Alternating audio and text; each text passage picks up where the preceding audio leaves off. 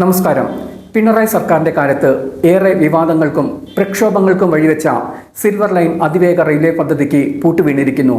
Silver ലൈനിനെതിരായ പ്രക്ഷോഭത്തെ പിന്തുണച്ച UDF അധികാരത്തിൽ വന്നപ്പോൾ കെ-റെയിൽ പദ്ധതി ഒഴിവാക്കുകയും ചെയ്തു. പിണറായി സർക്കാരിൻ്റെ ഫ്ലാഗ്ഷിപ്പ് പ്രൊജക്റ്റായിരുന്നു സിൽവർ ലൈൻ.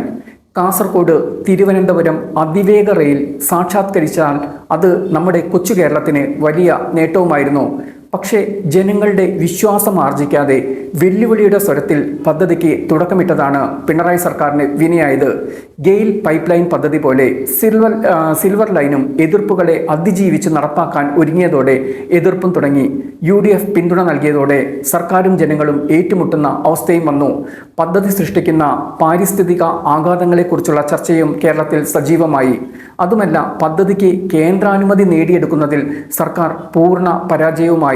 പദ്ധതിയുടെ DPRന് കേന്ദ്രം അനുമതി നൽകിയില്ല. ബ്രോഡ് ഗേജ് അല്ലാത്തതിനാൽ മറ്റു ട്രെയിനുകൾ ഈ പാളത്തിൽ ഓടിക്കാൻ കഴിയില്ലെന്ന വസ്തുതയും കേന്ദ്രം ഗൗരവത്തിൽ തന്നെ എടുത്തു. സിൽവർ ലൈൻ വരും കേട്ടോ എന്ന് വെല്ലുവിളി തന്നെ മുഴക്കിയ മുഖ്യമന്ത്രി ആ താൽപ്പര്യം കേന്ദ്രത്തിൽ നിന്നും പദ്ധതിക്കുള്ള അനുമതി നേടിയെടുക്കുന്ന കാര്യത്തിൽ നിലനിർത്താനും കഴിഞ്ഞില്ല.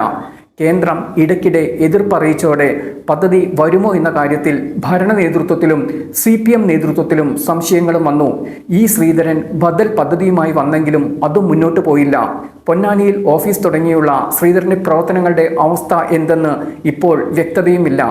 സിൽവർ ലൈൻ പദ്ധതിക്ക് എന്തായാലും ഇപ്പോൾ അവസാനമായിരിക്കുന്നു. പദ്ധതി UDF സർക്കാർ പൂർണ്ണമായി ഉപേക്ഷിച്ചെങ്കിലും എന്താണ് ബദൽ എന്നതിന് ഒരു വ്യക്തതയുമില്ല. ബദൽ പദ്ധതി മുന്നോട്ട് വയ്ക്കാതെയാണ് നിലവിലെ പദ്ധതി അവസാനിപ്പിച്ചത്. കേരളത്തിലെ ട്രെയിൻ യാത്രാ ദുരിതം അതിൻ്റെ മാക്സിമത്തിൽ തുടരുമ്പോഴാണ് ഇവിടെ സിൽവർ ലൈൻ പദ്ധതിയുമായി ബന്ധപ്പെട്ട് ഉള്ള ആഹ്ലാദ പ്രകടനങ്ങൾ തുടരുന്നത്. എന്തിന് കാസർഗോഡ് നിന്നും അതിവേഗം തിരുവനന്തപുരം എത്തണം എന്ന് ചോദിച്ച ഉമാ തോമസിനെ 50,000-ലേറെ വോട്ടുകൾക്കാണ് തൃക്കാക്കര ജനത വിജയിപ്പിച്ചത്.